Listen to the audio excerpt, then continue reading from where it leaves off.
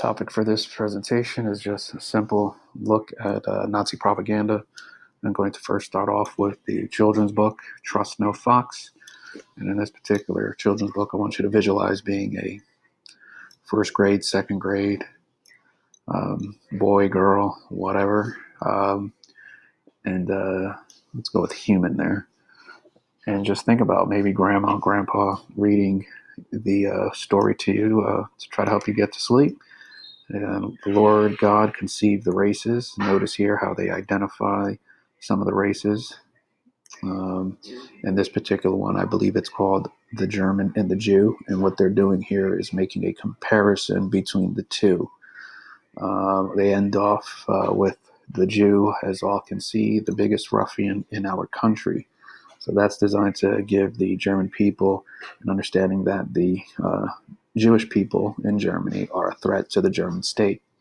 The eternal Jew is a little more complicated to understand.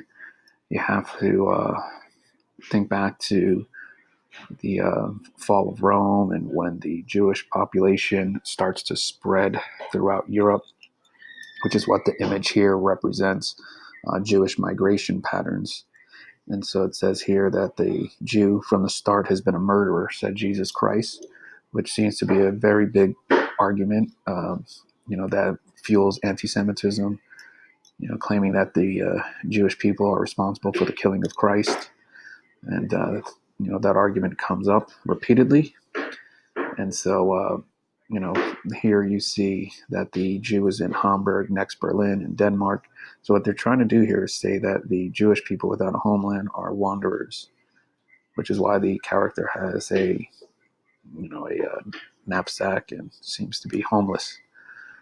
If you understand the prior slide, Jewish names, what they're trying to do here is they're trying to look at how the Jew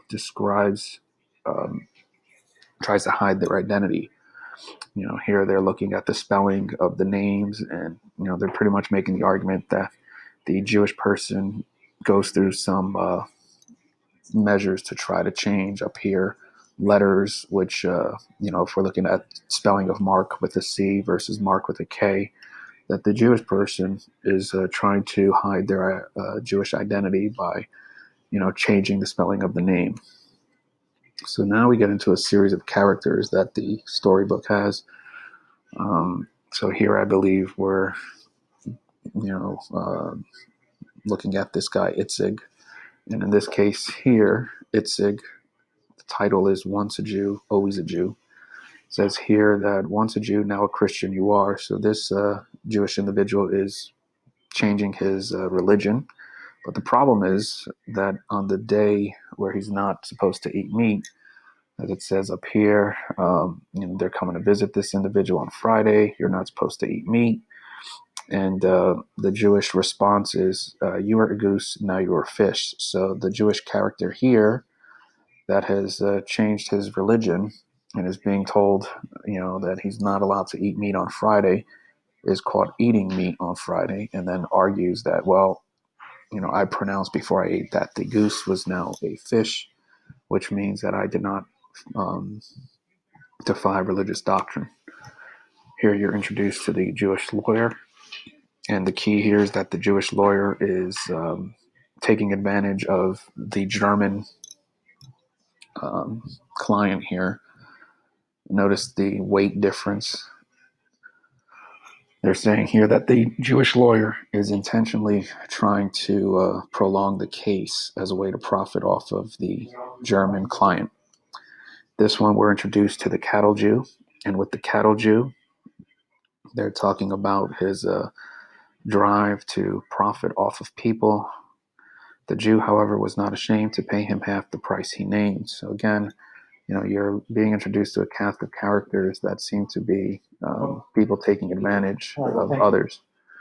And this one, I don't remember the name of this one here, but what's key is this is a shop owner, and he's selling all of the merchandise. And here you see the German customer.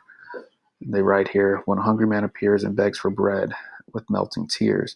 So it's like the Jewish store owner doesn't have any concern for the homeless. He really is just trying to look out for his own profit and not look out for the German brother, which is why they have the character that's being told to kind of go away. This one, I believe, is called The Butcher Jew. The Butcher Jew. And again, these are all part of the same children's book, Trust No Fox. So in this one, it says that the Jewish butcher, is going to sell you dirty meat because that's going to weigh more in the scales when they weigh it. So again, it's about the profit. So I think the key with with this children's book, just think about, like, again, being that child and reading this children's book and how that's going to alter your view, your understanding of the Jewish people in Germany. This one's looking at propaganda. The poster here is talking about Hitler building. Here we're looking at World War I and the contribution. And they're trying to say that the German worker, although you may have disagreed with them during World War I, prior to World War I, that at the end of the day, the German worker is still your brother. So this one is trying to put the German state above class differences. Let's see in this one. Looking at what Hitler has done for the craftsmen. So we have the craftsmen, we have the workers. And he's really trying to just build this idea that all of the Germans are collectively working together for the good of the state. Every German is your brother, sister. And we've already addressed in class the biology for middle school girls that looks at the plant kingdom, animal kingdom, and makes a transition to how the rules of nature, theory of evolution applies to human beings. Here we have some more propaganda. I believe these are posters. Now, most part, these come from a database that I found, the German propaganda archive from Calvin University. I just do a Google search for Calvin College Nazi propaganda. And so here they have a collection of speeches, and you can click anything that's here. Let's look at this. No, not that one. The Decent Jew, Jews in World Politics. They have visual material, posters, Hitler Youth, Nazi postcards. Where was that? Nazi postcards. I just saw that. Well, decorative items. You want some decorative items? You want to decorate your home? By all means, these are things that you can get. A Nazi Christmas. Nazi Christmas. Hitler looking at a Christmas tree, facing the page has these words, from Goebbels. We'll think of the Fuhrer on the evening. Nice. A Nazi Christmas. How terrible. That just sounds so bad. German wartime Mother's Day cards.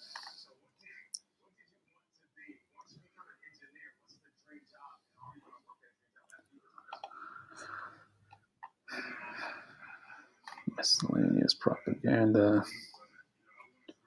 The Volkswagen. The KDF car.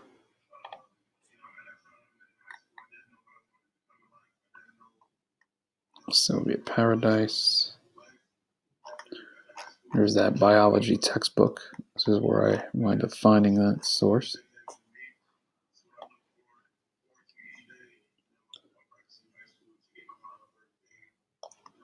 The Eternal Jew, which was a movie. Oh, these are photographs.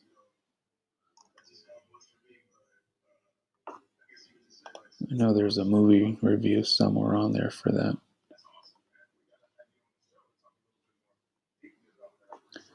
The Jewish Problem.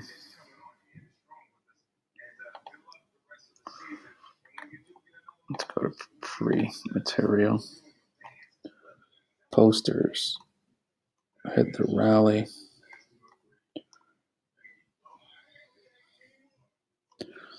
All right, so that's pretty much it on the Nazi propaganda.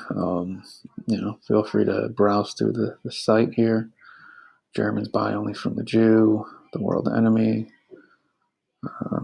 Just a brief intro on Nazi propaganda.